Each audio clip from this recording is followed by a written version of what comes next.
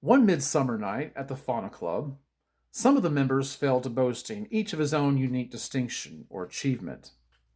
I am the real macaw, squawked the macaw proudly. Okay, Mac, take it easy, said the raven who was tending bar. You should have seen the one that I got away from, said the marlin. He must have weighed a good 235 pounds. If it weren't for me, the sun would never rise, bragged the rooster, and the desire of the night for the morrow would never be gratified. He wiped a tear away. If it weren't for me, nobody would get up.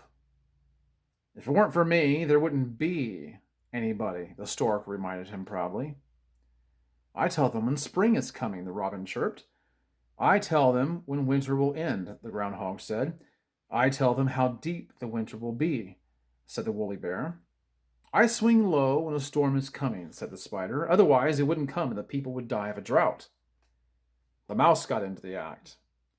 You know where it says not a creature was stirring, not even a mouse? He hiccuped.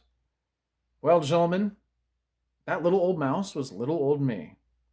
Quiet, said the raven, who had been lettering a sign and now hung it prominently above the bar. Open most hearts, and you will see graven upon them vanity. The members of the Fauna Club stared at the sign. Probably means the wolf who thinks he founded Rome, said the cat. Or the great bear who thinks he is made of stars, said the mouse. Or the golden eagle who thinks he's made of gold, said the rooster. Or the sheep who thinks men couldn't sleep unless they counted sheep, said the marlin. The toad came up to the bar and ordered a mint green frappe with a firefly in it. Fireflies will make you lightheaded, warned the bartender. Not me, said the toad. Nothing can make me lightheaded. I have a precious jewel in my head. The other members of the club looked at him with mingled disbelief. Sure, sure, grinned the bartender. It's a toad pass, ain't it, Hobby? It is an extremely beautiful emerald, said the toad, coldly, removing the firefly from his frappe and swallowing it. Absolutely priceless emerald. More than priceless. Keep 'em coming. The bartender mixed another mint green frappe, but he put a slug in it this time instead of a firefly. I don't think the toad has a precious jewel in his head, said the macaw. I do, said the cat. Nobody could be that ugly and live unless he had an emerald in his head. I'll bet you 100 fish he hasn't, said the pelican.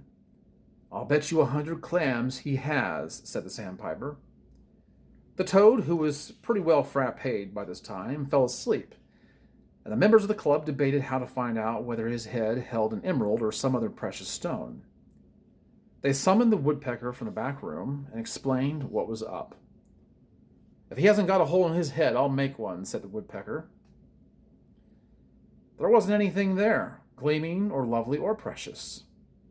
The bartender turned out the lights, the rooster crowed, the sun came up, and the members of the Fauna Club went silently home to bed. The moral? Open most heads, and you will find nothing shining, not even a mind.